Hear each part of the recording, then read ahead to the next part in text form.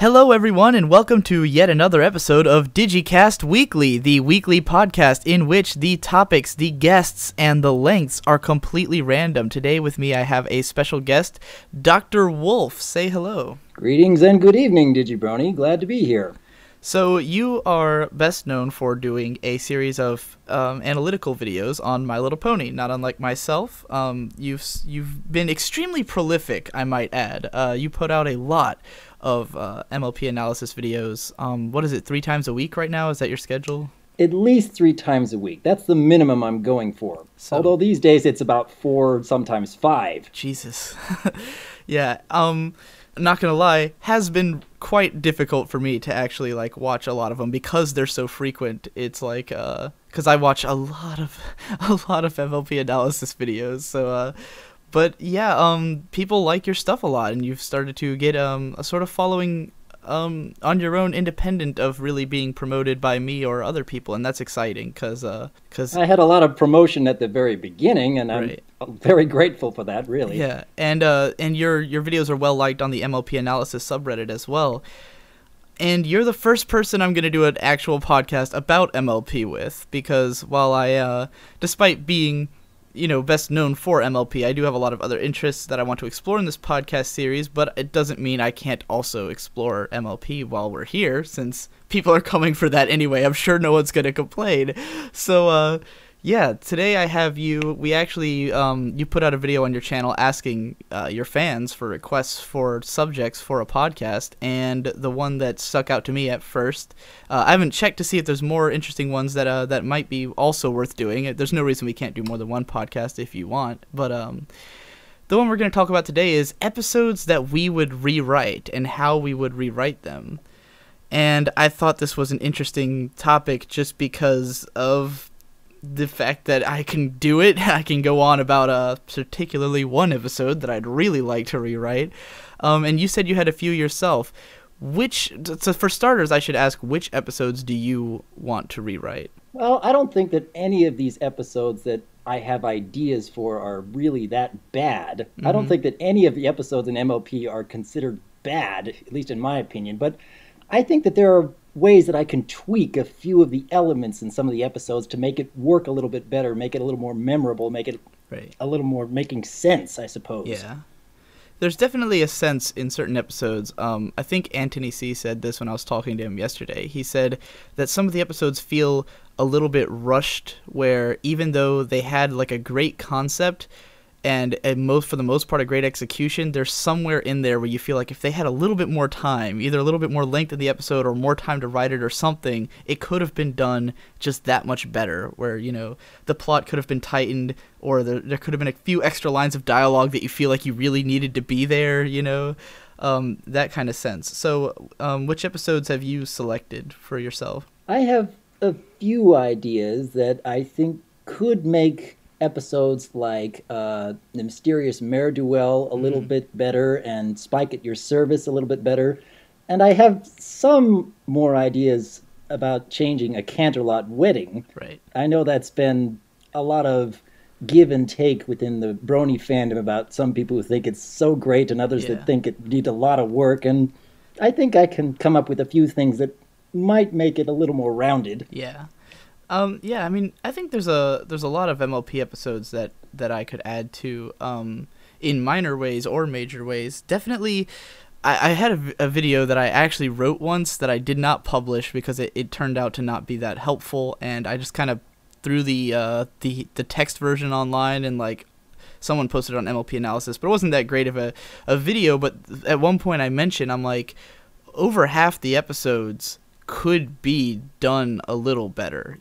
There's no question that just because it's a great episode, just because you love it, doesn't mean it's perfect, and doesn't mean you can't come up with reasons that it could be changed. And with A Canterlot Wedding, it's definitely an episode where I love it. I think it's, fantastic. The visuals are incredible. It's got this sort of epic feeling to it. It's got these great cinema moments. But yeah, there's some plot holes and weird inconsistencies and stuff that could be fixed, and that's totally worth talking about. And of course, as you've mentioned, Anthony C. and Brony Curious did do an epic video about it, but he had a lot of, but just because they already complained about a lot of stuff doesn't mean we can't have our own complaints and our own ideas of how to fix it. Maybe we'll start with that one. What would you fix in a Canterlot wedding? Well, ever since I saw that video by Anthony C. and Brony Curious, I was starting to think, well, all these problems that they're coming up with, how could we actually fix them to have the story make a little more sense? Right. How could we make it a little more entertaining without all these gaping holes in the plot? Right. Like, for example, they seem to think that Shining Armor and Princess Cadence, they really did come out of nowhere. There wasn't any build-up for them throughout the entirety of Season 2, and yeah, that is kind of a big problem. Right. But I think that there is a few things that you could do with these characters to make it work a little bit better. But I suppose Anthony C. and Brony Curious had already stated that if Twilight and Shining Armor had a bit more of a strained relationship, then that would make it a little more sense that why we haven't heard of him before now. And if Cadence wasn't actually an alicorn and maybe just a normal unicorn, that would solve a lot of problems. But I think it could work with the way things are, even though there wasn't any build-up towards the characters. Right.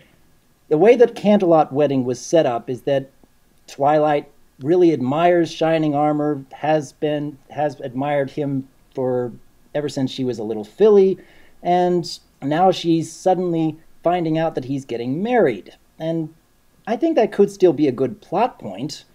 And the fact that Princess Cadence happened to be her full sitter is a little strange, considering that we've also never heard of her as well. But again, I think that could work for the story overall, as long as you were able to build up to something a little more rounded in the middle.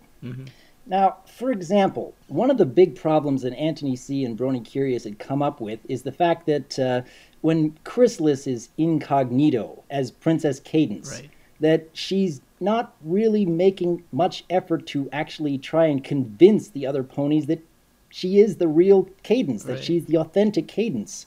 Cadence. Yeah, I know, the authentic Cadence. It is an interesting little term there.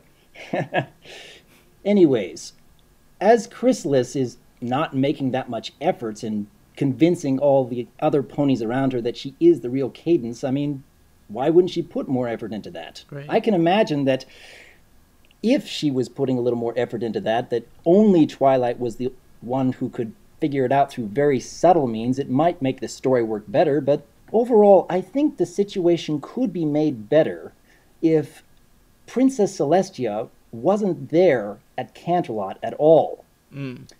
Now, in the early part of the episode, it was said that there was a threat made against Canterlot, and that was the whole reason that Shining Armor had put up this shield bubble around the entire city. And we have no idea what kind of threat this is, who made it, and why all these security measures are put in place, because we don't know what kind of threat it is. Now, what if, instead, the threat wasn't made against Canterlot, but against some other major city in Equestria, like, say, Philadelphia? And what if, because of that threat, Princess Celestia had decided that she would go and investigate the threat and take care of things and maybe take a good section of the Royal Guard with her, and it could really be something that had been set up by Chrysalis and the Changelings to cause trouble over there. And Princess Celestia wouldn't want to leave Canterlot undefended while she's gone, so she would have taught Shining Armor this very specific spell to protect the entire city while she's gone. He's captain of the guard. It makes a lot of sense that he would be in charge of that kind of security. So if Princess Celestia wasn't there to begin with, then Chrysalis's plan could make a whole lot more sense.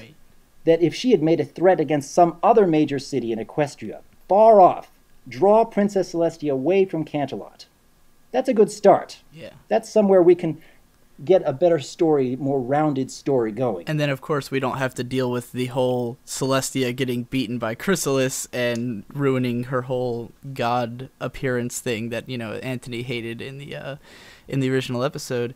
It is interesting. It does make you wonder why didn't they think of that? I guess because the whole protecting, like you said, it would still be a good excuse for him to have the shield up. It would still give that dramatic tension of like, what if something happens, although we wouldn't have the like there's no reason he would have thought something was going to happen to Canterlot if there was no threat to it, you know, so it wouldn't have had the same level of tension, but it would have solved other issues.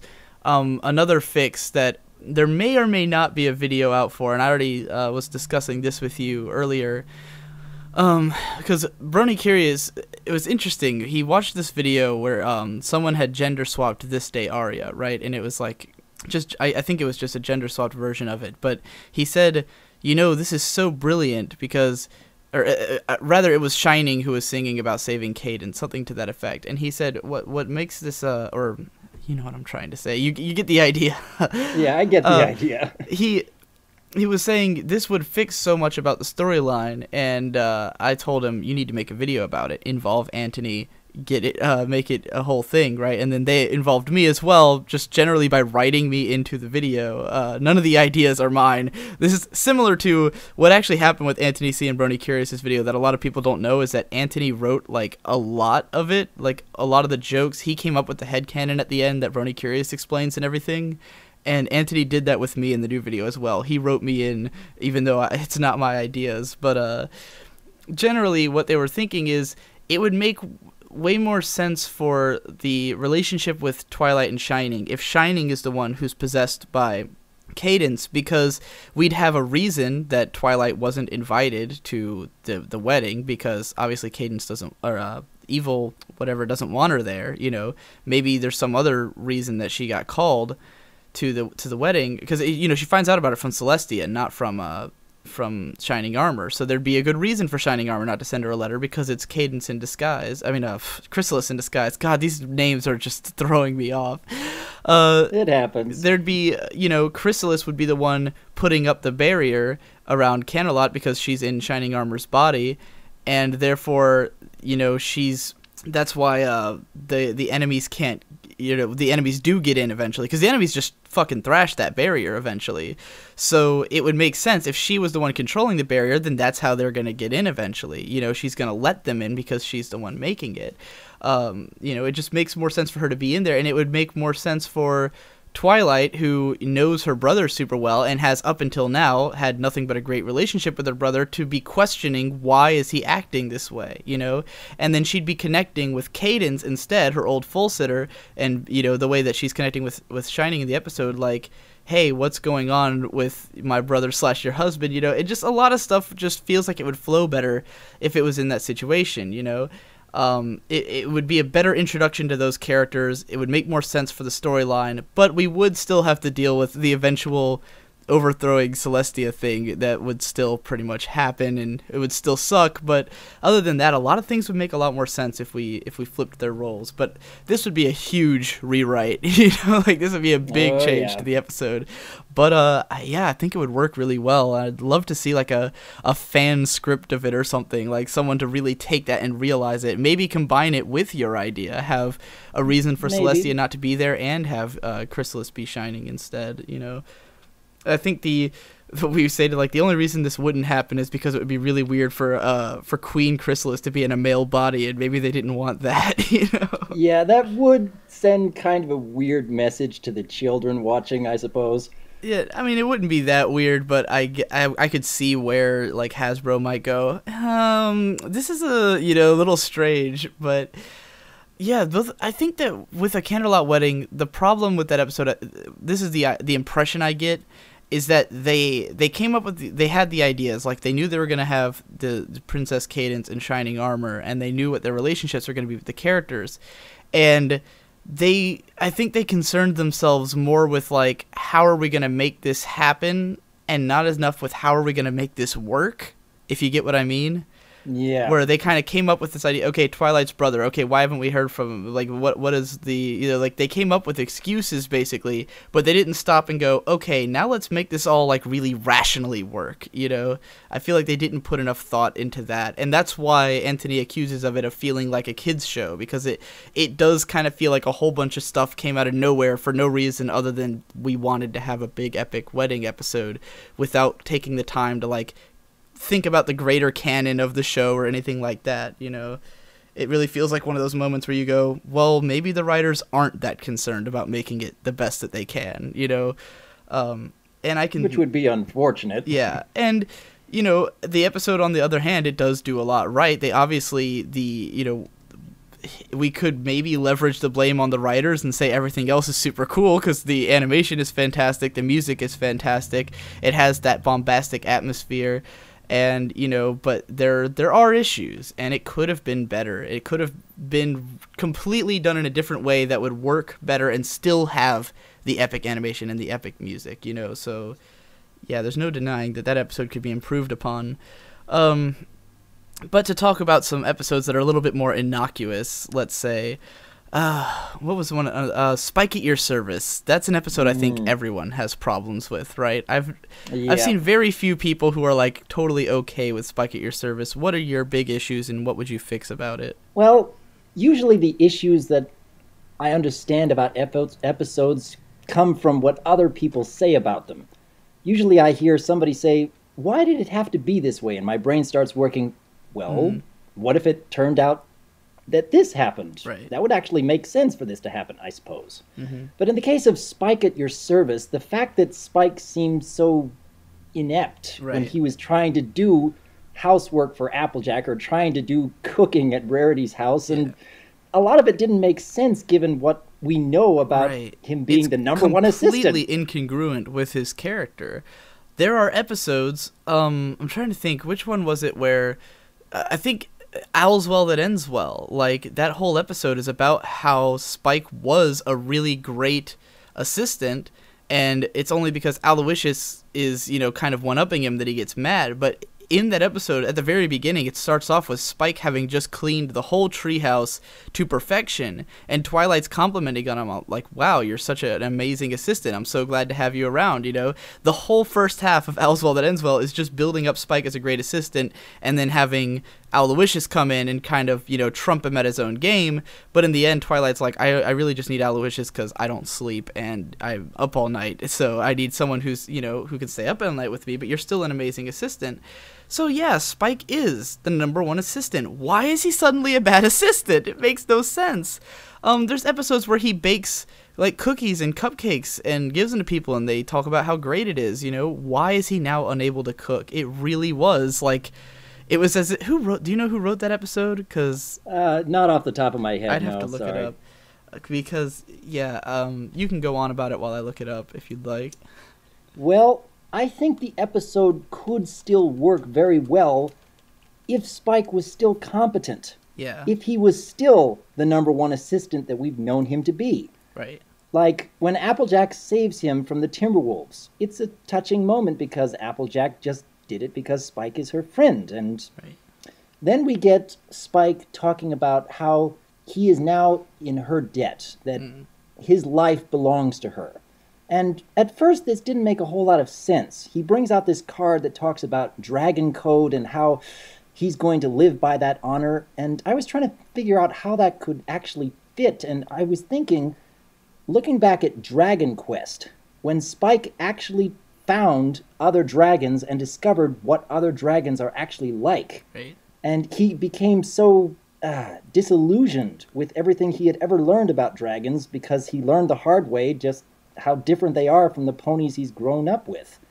Now, I can see a situation after that point where Spike says to himself, I am going to be a good representation of dragons everywhere. I'm going to decide that I'm going to live my life far better than dragons ever did.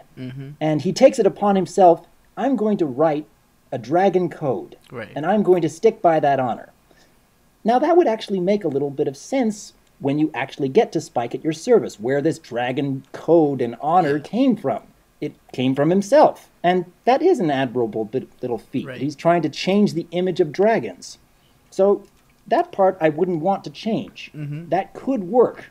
But I also think that if you did change Spike's ineptness in that episode, where he is still competent, the episode could still work on its own. Right. There really is no reason for him to be incompetent. Because the whole idea was just that Applejack was really uncomfortable with being helped by him. And, you know, and everyone was just kind of like, we don't really, or, Applejack's like, I don't really need your help. Someone else might, and I don't feel comfortable with you helping me, even though I know you have this dragon code and all, but I can handle it. And yeah, there's no reason for him to like, it's not like he had to suck for that message to come across, Interestingly enough, I looked up who wrote it, and this is kind of depressing to know, but it is Dave Polsky and Meriwether Williams, who are the two writers that everyone complains about all the time. Dave Polsky, because his episodes usually are kind of out there, and he's usually accused of not doing Pinkie Pie justice, because he kind of writes her to be a over-the-top cartoony character more so than usual. And yeah, in this case, he came up with the story, and I don't want to... there's no reason Dave Polsky shouldn't know that Spike is supposed to be a great assistant, but it does seem like... because I always try to defend this guy, but he just doesn't make it easy, especially because he wrote Games Ponies Play, which is one of my least favorite episodes of the show. God, we should probably talk about that one too, but... Maybe. Yeah. But I still have some ideas with this episode. Right, but yeah, and then Meriwether Williams did Mysterious Ne'er-Do-Well, which is another one of the most contentious episodes of the show. So yeah, these two writers, it's tempting to blame them for why Spike at Your Service is not a great episode, and why, like, if there's two writers who you kind of expect to mess up the characters in some way, these are those two. So yeah. Okay, well, even if Spike was able to do everything that Applejack could want him to do, mm-hmm.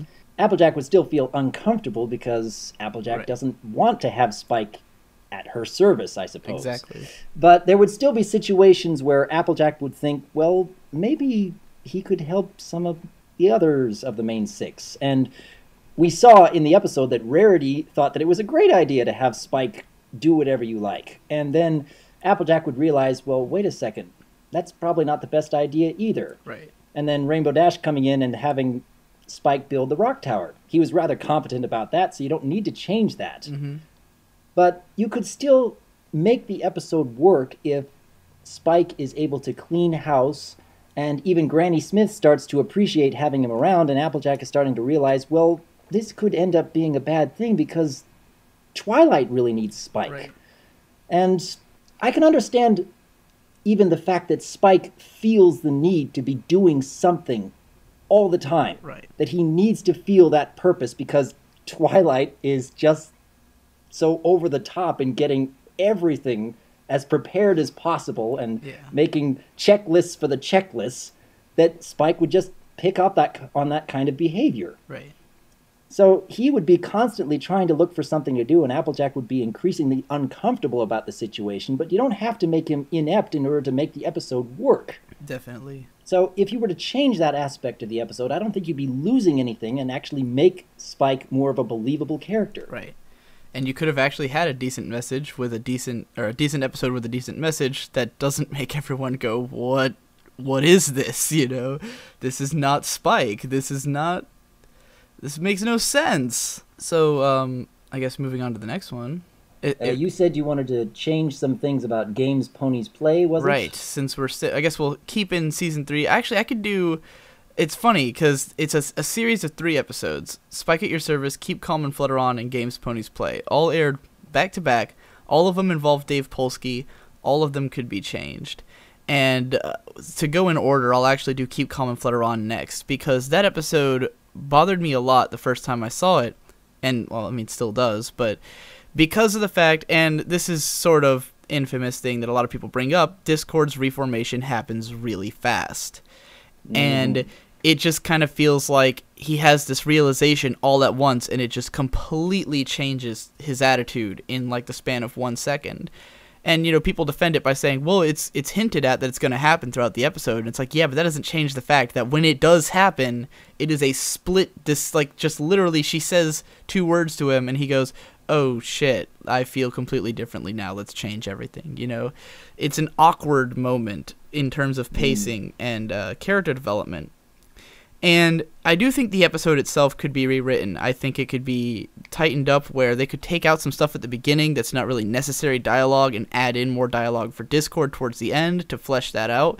But And this is something that actually I came up with right after watching the episode, because I did a podcast with the Crepuscular Bronies Discuss. This is one of the I think it was the first one I was in, actually, was to discuss this episode. And what we decided was that the coolest thing they could have done would have been if they had made this a season-long thing, where Discord was supposed, like, he comes back for whatever reason, maybe because, you know, Celestia wants them to reform him, maybe he just comes back for some other reason. But the idea would have been that if Discord had been around all season, he could have actually learned the friendship lessons with the ponies. Like, maybe he'd show up for a couple of episodes, and, like, he'd be sort of a not really good or bad guy kind of thing, you know? Because there still would be the threat of the elements. He can't, like, you know, just like in Keep Calm and Flutter On, he'd be sort of restrained because he knows that they can banish him at any moment. But he'd sort of lend a chaotic helping hand once in a while, and then he'd actually witness the friendship lessons, and therefore he would learn why friendship is important all on his own, just like Twilight did, you know, and have more of an evolution throughout the show. And I compared it to the Sixth Ranger phenomenon from Power Rangers, where in a lot of Power Ranger series, they start off with 5 members, and then there'll usually be someone, whether it's a Sixth Ranger or like an alternate, like some ranger who's not a part of the team. He's like the foil to the main characters usually. Or even Shadow the Hedgehog might be a good comparison, where he's a foil to the lead character and kind of a bad guy, but through hanging out with them, he learns that he likes them, and he eventually joins their team. Even maybe Vegeta from Dragon Ball Z would be a decent example. Just, yeah, these characters who, they start off bad, but they witness the good guys doing good, and they realize how powerful it is, and they join their side. And that would have been a much more interesting and powerful way of reforming Discord. Obviously, it would have involved way more planning than this episode seems to have had, where it just really, because, you know, when you watch it, it feels like the idea was they said, we're going to bring back Discord and we're going to reform him, and then no one gave a lot of thought to how it was going to be done. They thought, well, Fluttershy will teach him that he enjoys having friends, but they didn't sit there and say, how will Fluttershy teach him that he enjoys having friends? They just did it. You know, that's the impression I get. There wasn't a lot of thought put into why Discord's reforming. They just put in thought to the fact that he's reforming, and that bothers me a lot, because it could have been done so much better, and he's such an interesting character to just have such a breakneck evolution that doesn't really seem to fit or anything. What do you think about that episode? I honestly came up with something rather recently about thinking why Celestia had chosen Fluttershy in the first place. It seems to be more than just the element of kindness and her patience and her tolerance. I honestly get the sense that Fluttershy was the one who was supposed to reform Discord because, more than any other member of the main 6, I suspect that she knows what it feels like not to have any friends, not to have anyone who loves you. It's a theory that I had come up with, and a video that I'm planning on putting out probably within the next week, and I'll probably explain it a lot more there, but I honestly think that the episode does work very well in that respect, that Fluttershy had this kind of tragedy to her own backstory, and that is why Princess Celestia chose Fluttershy in the first place. But I can certainly agree with the fact that they really needed more time to flesh this story out. Right. I know that they were restricted to only 13 episodes in Season 3, and I get the sense that they just had to get to a point where they had to reform Discord. It had to be during Season 3, so they only had enough time for one episode. And given the one episode, I think they did a pretty good job with the time they were given. So even though I wish that they had more episodes to develop that, and it would make it a lot more believable. Right. If the transition wasn't quite so sudden for Discord, right within the last two minutes of the episode. Yeah. But I think it does work. It's just rushed. So, moving on to the next episode that comes after that, Games Ponies Play. This one is one of my least favorite episodes of the show because the storyline of the episode flat out doesn't make any sense. If you're not familiar with it, basically, let me try to exactly remember what happens. They meet this woman. I believe they call her Peach Bottom is the name that we've the fandom's given her. And the idea is that there's Miss Harshwinny is coming, and they have to impress Miss Harshwinny to introduce her to the kingdom and all.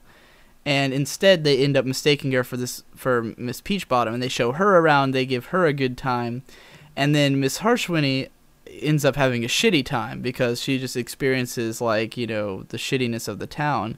But at the end, Peach Bottom tells Harshwinny about what she's experienced and how great it was.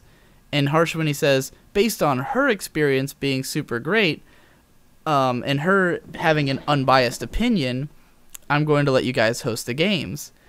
But this made no sense because what she's basically saying is, if it had been me, you guys would have tried to pamper me.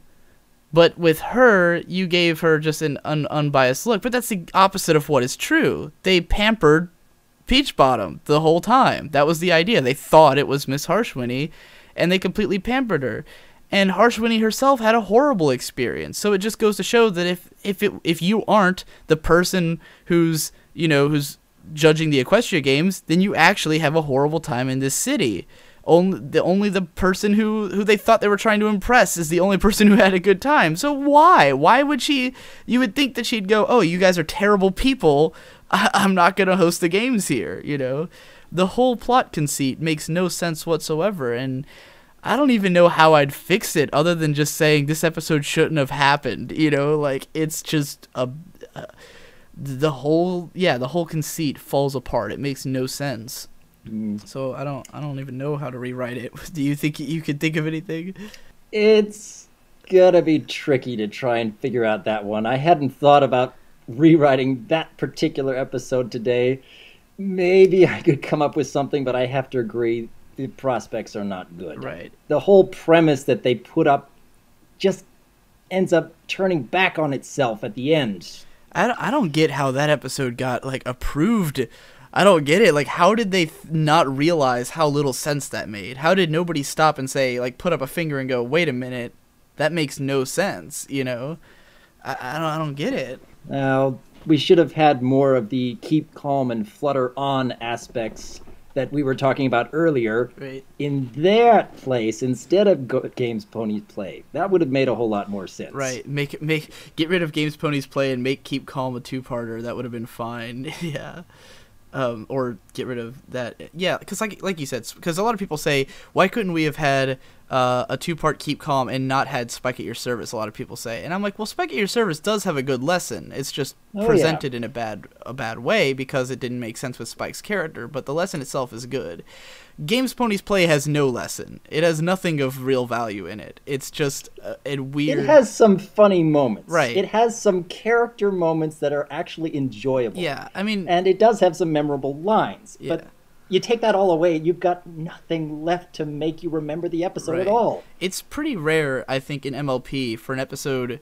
Because I would agree with you when you said at the beginning there are no like really bad episodes of the show, and I agree. There's always something to enjoy. There's always something to take away. I've made my case about how the show is really dense, and therefore there's usually something you can find to enjoy. And in Games Ponies Play, there's some cool moments. There's some great comedy. There's some fun stuff you get to see, and it's like, yeah, I'm watching ponies. I'm having a good time, but there are only a few episodes of the show that I think are really just inept at actually getting across their point, and that episode is one of them, Whereas Spike at Your Service has an obvious issue, the lesson itself is good, and you can come away with that lesson. Even Keep Calm and Flutter On is still a pretty interesting storyline. It just should have been told better. But Games Ponies Play has no redemption in its story. There's no way to rewrite it and it like, oh, change this and it makes sense. No, it just doesn't make sense. Like, from the get-go, the lesson is worthless. The plot is dumb. So there's nothing to do. It's like, why did this have to happen? I wouldn't say the plot is dumb. It's just predictable. It's tired. It's something that we've heard over and over again. We know exactly what's going to happen. Yeah. There wasn't any tension because right off the bat, we know that the main six have the wrong pony. Right. If they hadn't shown that, at least there would have been a little bit of tension to that respect. But they show that they've got the wrong pony within the first 30 or 60 seconds of them meeting her.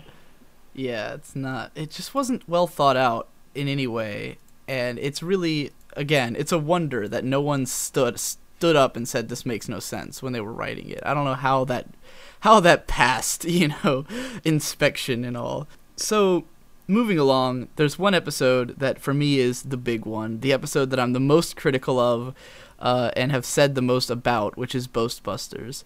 So my problem with this episode is simply that I think that the characters and the storyline, the like what happens in this episode, is totally incongruent with my expectations for the characters. And I also think, I'll add on to that I think that the reason a lot of people defend it or don't see it as problematic is because it's an early episode of the show, and the characters weren't really that established yet at the time. So when you watch this episode, Trixie comes into town. She's boasting and stuff, putting on this show, and even though she doesn't really make any direct attacks on anyone, she's just kind of talking about how she's, great and powerful. Everyone immediately flips about it. They're all like, oh my god, Trixie's such a bitch, I can't believe she thinks she's so great. They're literally heckling her at her own performance. She's putting on a show and they're like being assholes towards her. And it immediately erupts into them competing with her, and it really felt to me like, I don't think these characters would do that. And a lot of people have defended it where they say, well, I do think the characters would do that. I think it's within expectation that they would do this, but that's also because this episode set that expectation in their heads. If you watch the show in order, this is episode 6. So it early on gives you the impression that these ponies are like that they would get irate about an outsider or something that is obnoxious to them.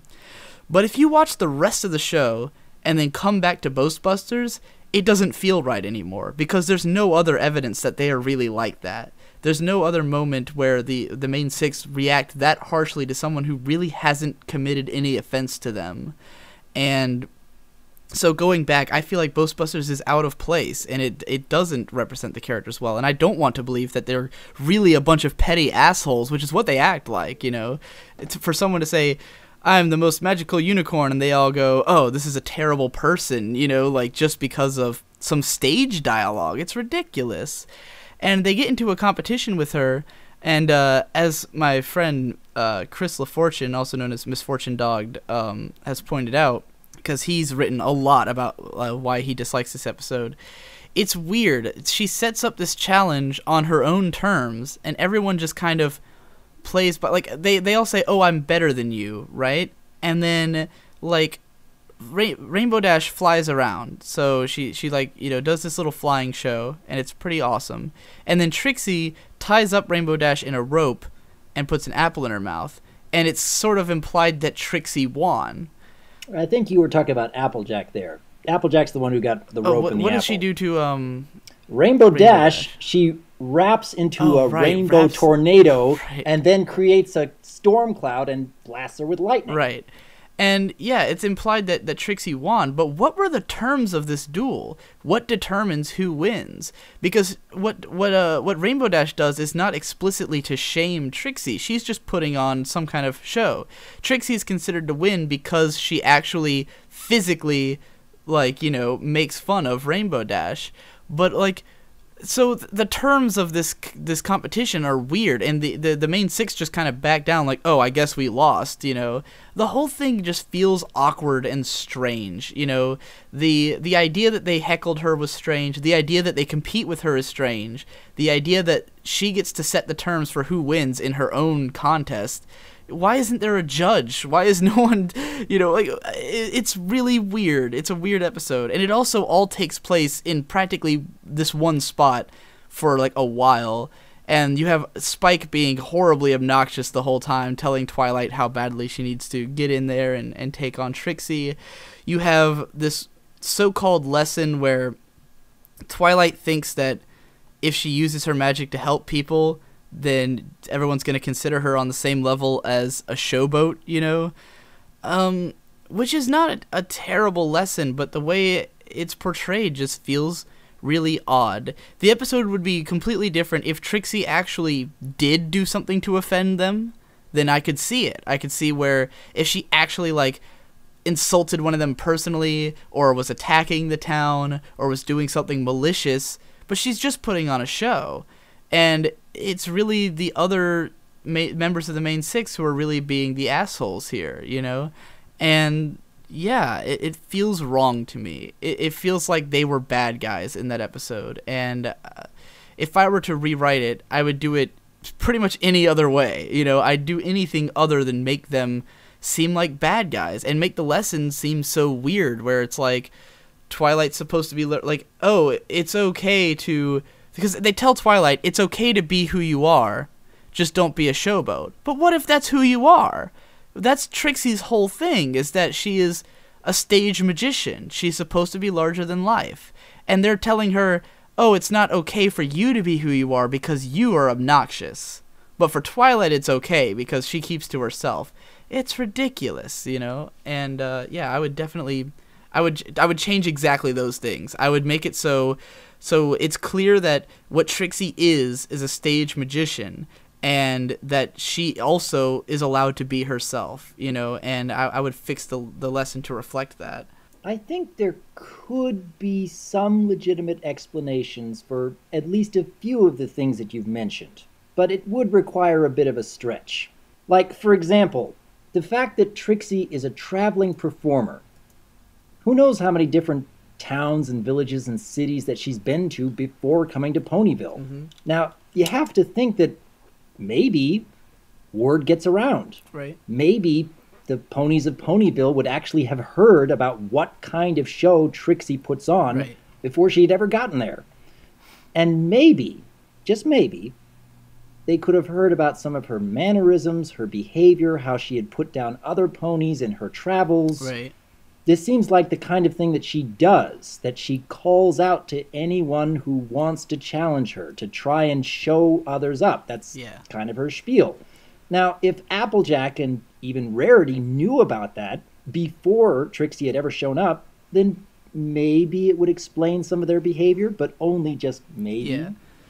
That's at least a start. Anything to make Trixie actually seem offensive would have been much more believable. Just if she had attacked anyone personally, if she had, done anything other than just showboat, where all she said was some over-the-top phrases in the middle of a stage performance and they attack her, if she had done anything really offensive, you'd be able to buy it. You'd be able to say, oh, she's attacking this town, she's making them see, like, if she'd said, you lowly Ponyvillians, and they would have been like, all right, bitch, if you're trying to come at me, let's do this. But she doesn't do that. She only calls herself great. She doesn't put anybody else down, at least at first, until they sort of bring that out of her by heckling her, and hecklers are terrible, and you wouldn't... It's almost like the series is defending the idea of being a heckler at someone's performance. And there's as anyone who follows comedians will tell you, comedians really much don't like hecklers and usually are celebrated for like talking them down. There's some great Louis C.K. skits. Have you heard of Louis C.K.? I don't believe I have. He's an excellent comedian, my personal favorite, and the way he deals with hecklers is, if someone's heckling him, he just tears them apart. He'll immediately involve them and just be like, you're a terrible person, get out of here, because he's like, this is my livelihood, this is what I do for a living, is make these jokes, and you're interrupting that. You are taking away the thing that I'm passionate about and making it about you. And, and he really is against that. So he will rail on hecklers. So from that perspective, when a comedian does it, it's usually celebrated. It's like, oh yeah, the comedian's taking down a bad person, which is what a heckler is. That's why they're called a heckler, And in the case of Trixie, we're supposed to be behind the hecklers. We're supposed to be, agreeing with them that she's this obnoxious person that they should be attacking. And that's not right to me, So, yeah, moving along, was there another episode you had mentioned at the beginning?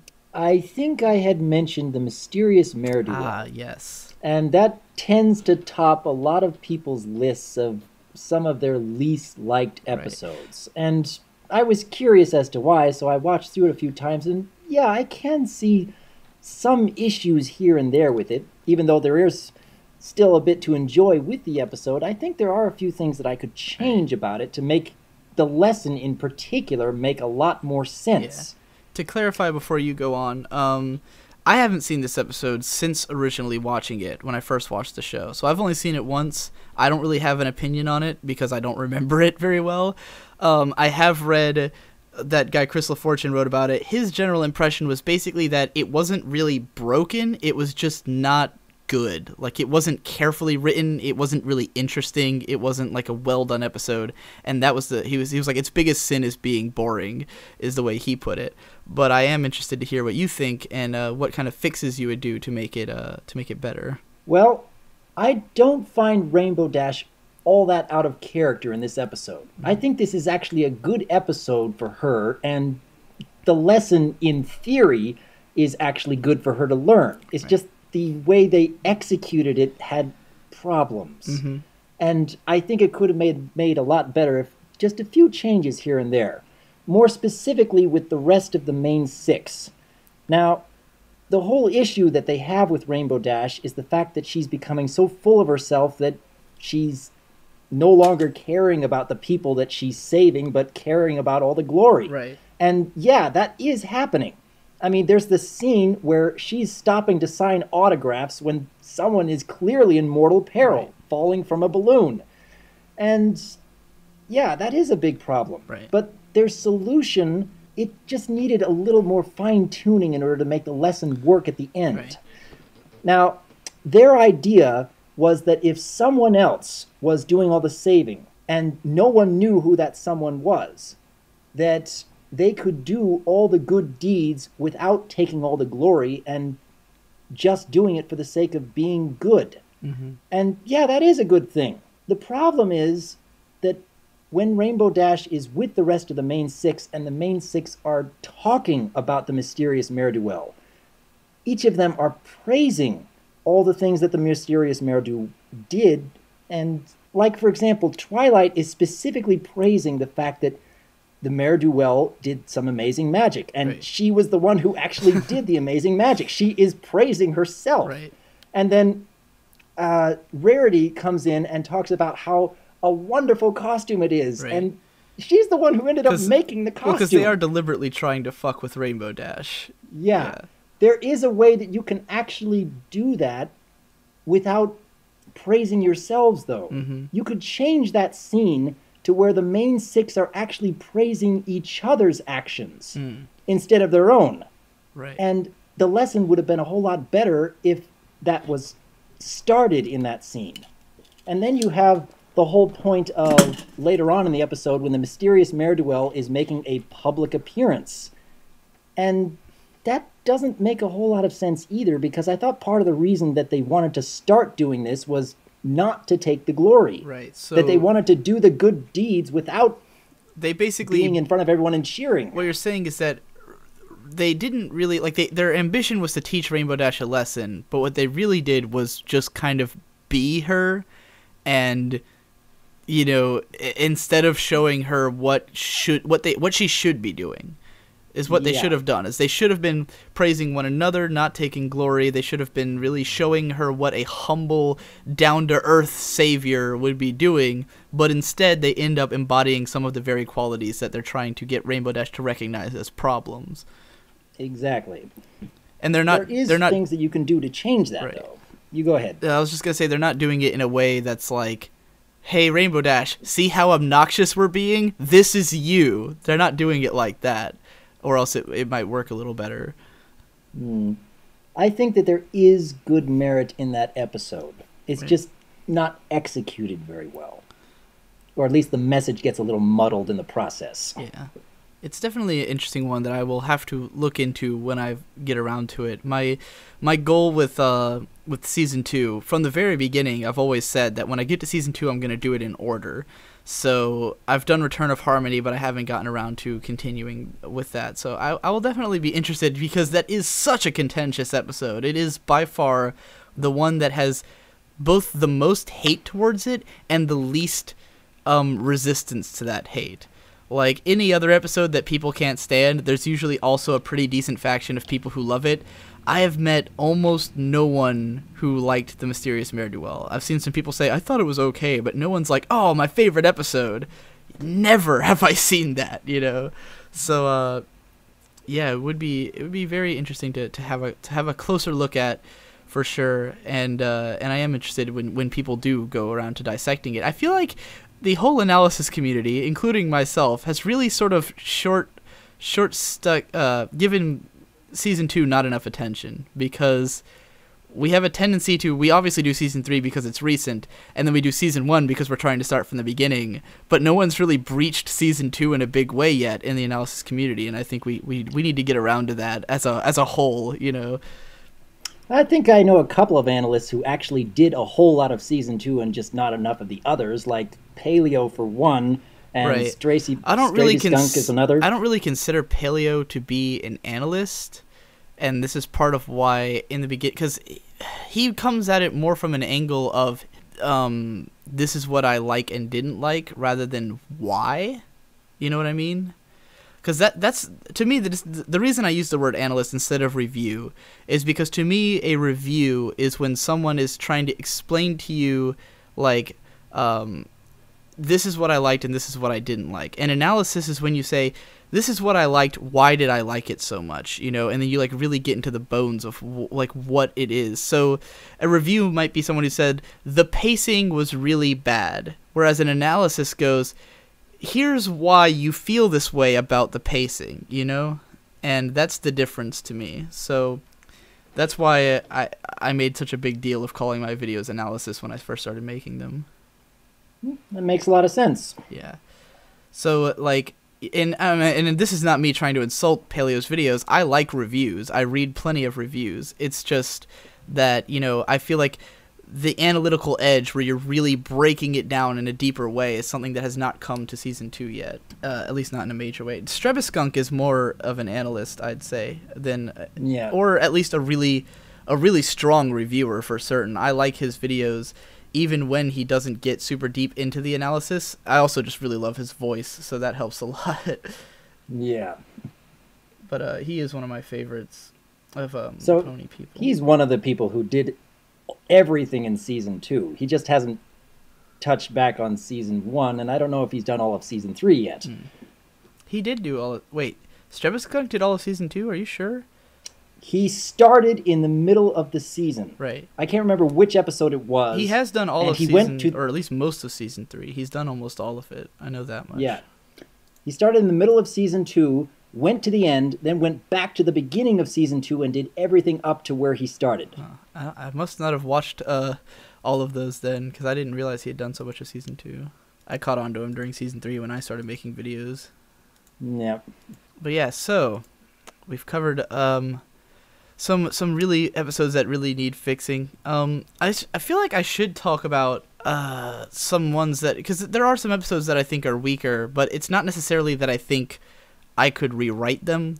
You know, it's more just that they could just use some tightening up. Like Friendship is Magic Part 2, which is Brony Curious's least favorite episode of the entire show, mostly because of the pacing being kind of awkward in that episode.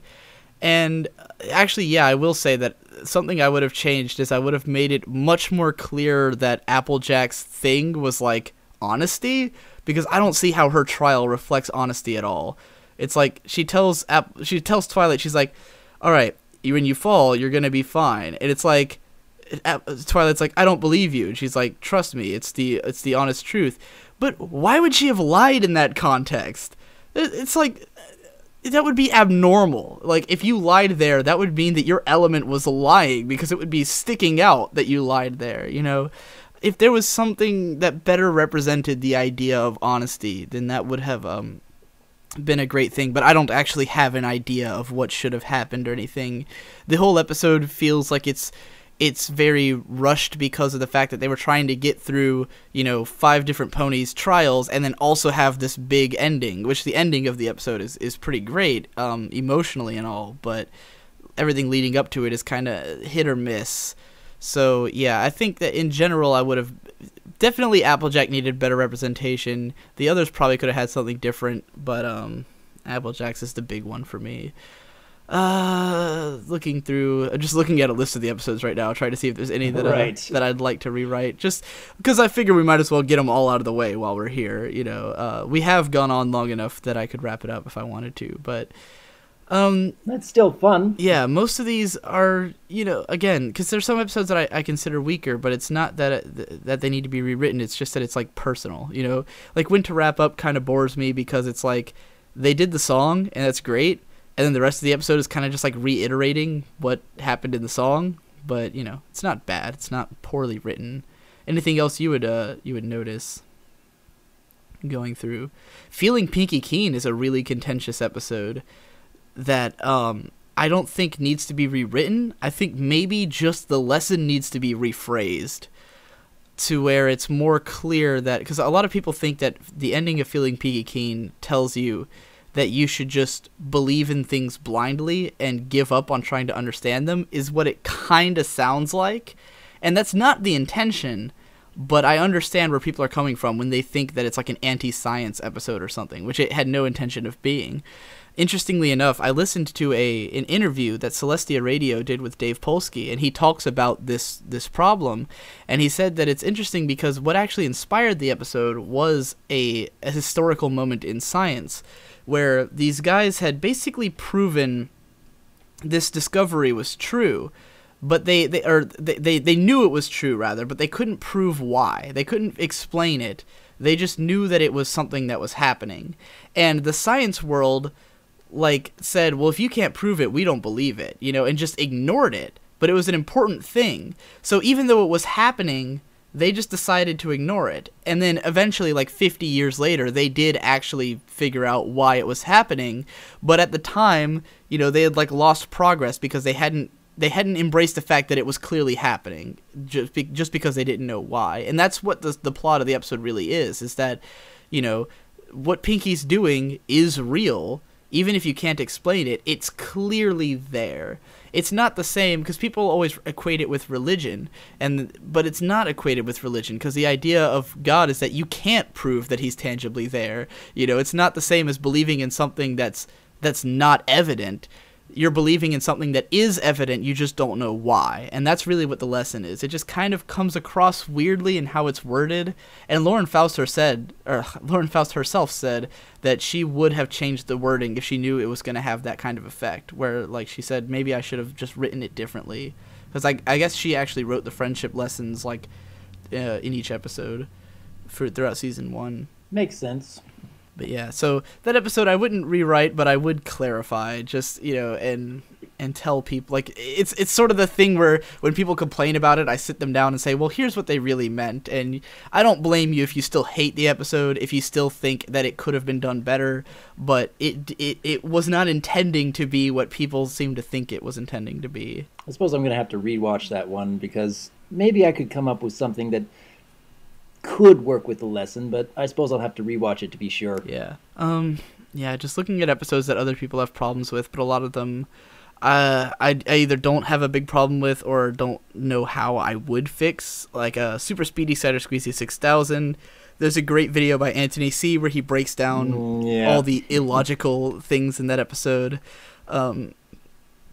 But it's the kind of thing where it's just it's kind of broken on a fundamental level, and it's just kind of, you just got to take it and just enjoy it, just go, well, there's no way that this could have made sense unless they had gone into a business venture where they actually did become partners, but then you don't even have a villain anymore.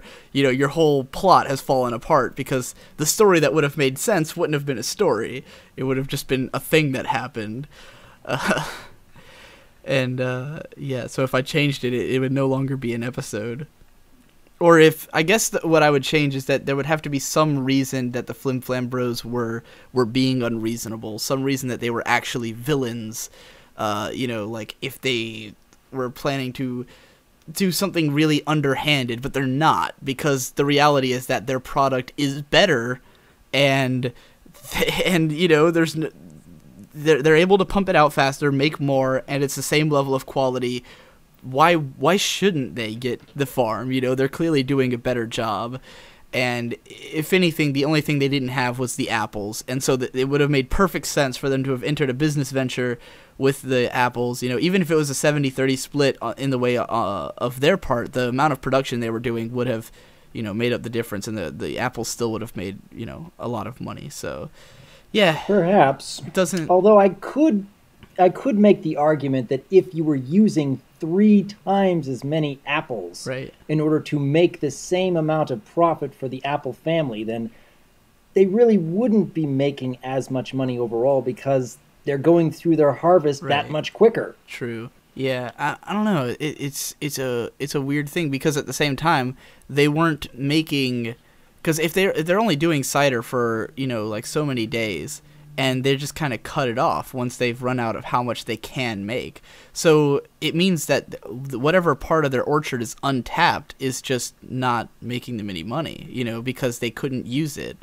Assuming that it's grown, like, you know, like if they had used the entire orchard for the cider during those few days, then they would be making more money just because they're actually able to use all their crop and not just putting it to waste by not having the production speed to actually make all the cider that they wanted to. Or it could be that a specific part of their apple orchard is for this specific type of apple that is for this specific type of cider. Yeah.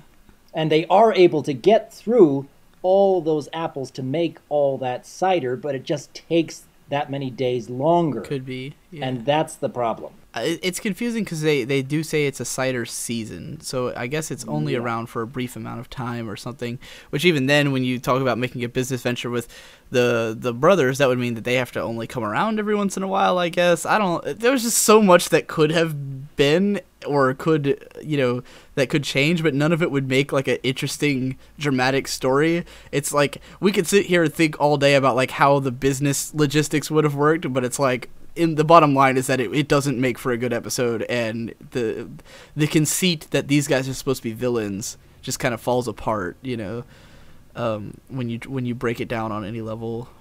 Let's see. Yeah, I mean, I guess I'm pretty okay with most episodes of My Little Pony. We've broken down some of the really ones that people have complained. A lot of people have complaints about Mystery on the Friendship Express, because the way they see it is that the ponies just have no self-control whatsoever, because, like, you know, these ponies who, they just kind of blatantly eat parts of this cake and, like, lie about it, and people say that's out of character for them. But at the same time, I actually have been coming up with a theory that ponies really do just lack self-control. Like, because if you watch episodes like Call of the Cutie, and there's like this birthday cute Señora scene, and like the adults in the background are just, there's one guy who's just going around popping balloons for no reason.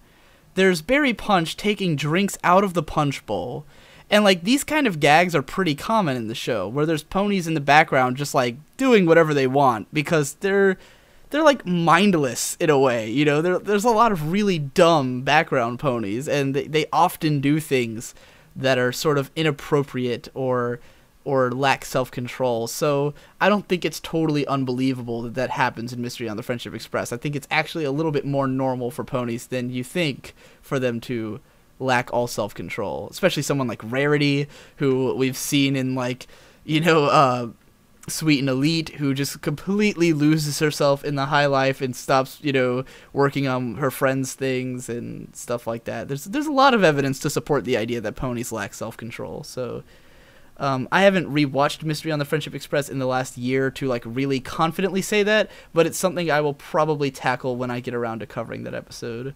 As will I. And yeah, I guess that about finishes it for me. That's most of the episodes that people seem to have problems with, or that I have a problem with, you know. None others that I would look at and go, all right, guys, why are you complaining about this, you know? Still a lot of fun, though. Yeah. And it says a lot about the show that we can go through 65 episodes and still say there's something good about every single one of these. With, I will say that there's one episode that I really don't like, and it's not because it's badly written. I just think it's boring and terrible, and that's A Bird in the Hoof. I don't like that episode at all, because it to me, it's not that the story is bad, it's just the story is like practically non-existent. It's like Celestia leaves her bird and Fluttershy picks it up because she thinks it's sick. They go through a whole bunch of like old school like comedy cartoon gags, and then it turns out that the bird is actually a phoenix, you know, and it just most of the episode, like, it's not that the lesson is bad or that it's not portrayed well, because the episode does teach the lesson. It's just that most of the episode is sort of filler. It's just like random gags, you know, because it was a paper thin concept, and it doesn't really expand on the characters in any meaningful way. It's not really that entertaining for me personally. I thought the gags were tired. They didn't have any new life breathed into them. There was nothing that made it like My Little Pony-esque and not like it could have just been a episode of any other cartoon, you know? It just felt so weak to me. Like when I was rewatching it recently, I was just like, this is boring and I hate it. So yeah, I wouldn't rewrite it. I'd just cut it entirely. I think it's a bad episode that has no real place in the show.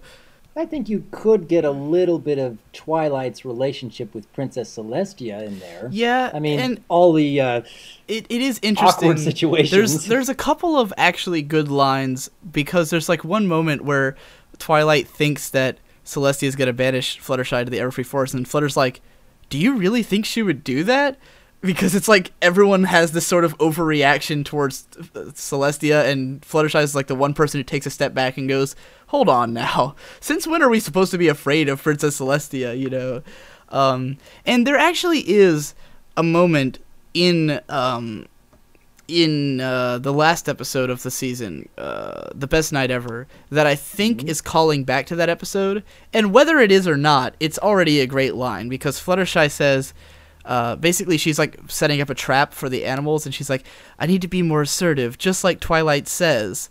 And that's a great line, irregardless of the existence of A Bird in the Hoof, but it might be calling back to that episode. Like maybe that's because Twilight is telling her that you need to take charge of these animals. That's like what she's trying to tell her throughout the episode.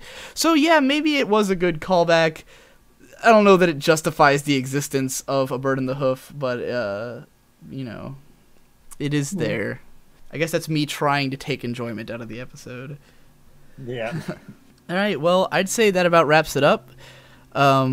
We can go ahead and stop our recordings. Thank you for joining me, Dr. Wolf. You maybe can be in another one of these eventually, because I am planning to do a whole ton of them, and you are highly available and enjoy doing these. Yes, I am highly available. You enjoy doing these kind of things, so you know, I'll go back to the comments on that video and see what other kind of things people have suggested, and maybe take a few of them and do more podcasts or something. But for now, that's signing off.